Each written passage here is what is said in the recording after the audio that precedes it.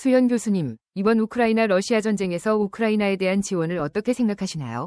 저는 우크라이나를 적극적으로 지원해야 한다고 생각합니다. 이는 단순히 한 국가의 문제가 아니라 국제 질서와 평화를 유지하는 중요한 문제라고 봅니다.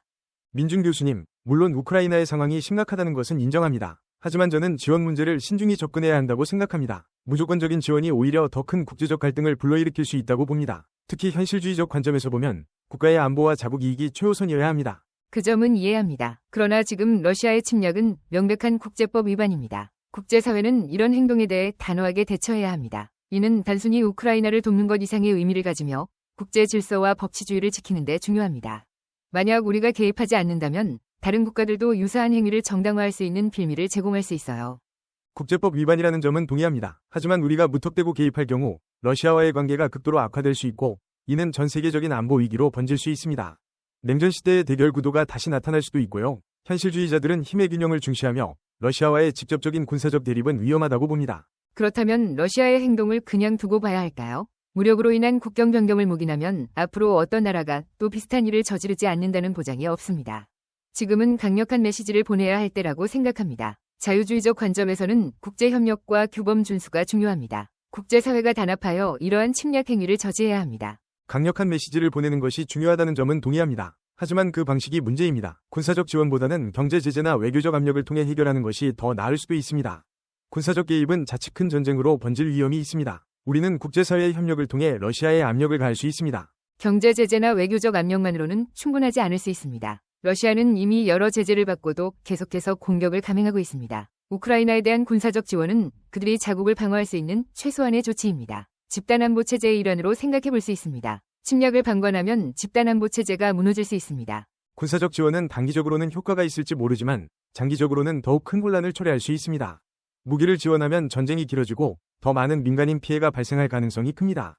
전쟁의 고통을 겪는 것은 결국 일반 시민들입니다. 이는 인도주의적 관점에서 매우 중요합니다. 그렇다고 해서 아무런 지원도 하지 않으면 우크라이나는 러시아에 의해 점령당할 위험이 큽니다. 이는 우크라이나 국민들의 자주권과 생존권을 침해하는 것입니다. 우리는 도와야 할 도덕적 의무가 있다고 생각합니다. 국제사회는 이러한 침략 행위를 막기 위해 단합해야 합니다. 이는 칸트적 평화론에서도 강조하는 바입니다. 도덕적 의무라는 점에서는 저도 공감합니다. 그러나 그 도덕적 의무를 어떻게 실행할지가 문제입니다. 군사적 지원 없이도 국제사회가 협력하여 러시아에 강력한 압력을 가할 수 있는 방법을 찾아야 합니다. 예를 들어 경제 제재를 강화하고 외교적 고립을 강화하는 방안이 있습니다. 이는 현실주의적 접근과 자유주의적 접근이 융합된 방식입니다. 협력은 중요하지만 실질적인 도움이 필요합니다. 우크라이나는 지금 당장 무기가 필요합니다. 우리는 그들의 긴급한 요구에 응답해야 한다고 생각합니다. 그렇지 않으면 너무 늦을 수 있습니다. 구조적 현실주의 관점에서도 우크라이나를 지원하지 않으면 힘의 균형이 러시아 쪽으로 기울어질 위험이 있습니다. 그렇다면 민중 교수님께서는 군사적 지원을 통해 상황이 더 악화될 가능성에 대해서는 어떻게 생각하십니까? 더 큰 전쟁으로 번질 위험을 감수할 수 있습니까? 이는 책임감 있는 국제정치 행위자의 자세가 아닐 수 있습니다. 그 위험은 존재합니다. 하지만 그럼에도 불구하고 지금은 행동해야 할 때라고 생각합니다. 국제사회가 단합하여 러시아의 침략을 막고 우크라이나의 자주권을 지켜주는 것이 중요합니다. 이는 국제연합헌장과 집단안보 원칙에도 부합합니다. 저는 여전히 군사적 지원보다는 다른 방식의 압박이 더 효과적일 수 있다고 생각합니다. 하지만 민중 교수님의 의견도 존중합니다. 우리는 계속해서 이 문제를 논의하고 최선의 해결책을 찾기 위해 노력해야 할 것입니다.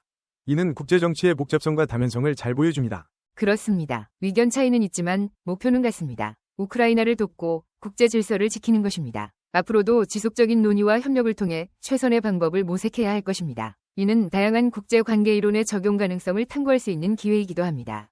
네, 동의합니다. 중요한 문제인 만큼 깊이 있는 논의가 필요합니다. 함께 해결책을 찾아봅시다. 이는 궁극적으로 국제정치에서 현실주의와 자유주의의 조화를 모색하는 과정이 될 수 있습니다.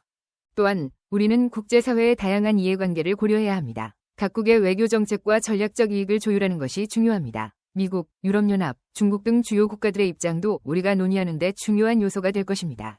맞습니다. 특히 미국과 유럽연합의 역할은 매우 중요합니다. 그들의 경제적, 군사적 지원이 우크라이나에 큰 영향을 미칠 것입니다. 또한 중국의 입장도 고려해야 합니다. 중국은 러시아와 전략적 동반자 관계를 유지하고 있기 때문에 우리가 제안하는 어떤 해결책도 중국의 반응을 예상하고 준비할 필요가 있습니다. 그렇죠. 그리고 우리는 국제제도의 역할을 강화할 필요도 있습니다. 국제연합이나 나토 같은 국제기구들이 더 적극적으로 나서서 문제 해결을 주도할 수 있어야 합니다. 이 기구들이 실질적인 영향력을 행사할 수 있도록 지원하는 것도 중요합니다. 민준 교수님의 말씀에 동의합니다. 국제제도의 역할을 강화하는 것은 장기적으로 국제 평화를 유지하는 데 중요한 요소입니다.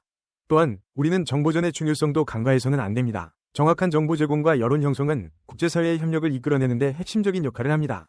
정보전의 중요성은 정말 큽니다. 러시아가 선전전을 통해 자국의 입장을 정당화하려는 시도를 막아야 합니다. 이를 위해 우리는 정확하고 신뢰할 수 있는 정보를 국제사회에 제공해야 합니다.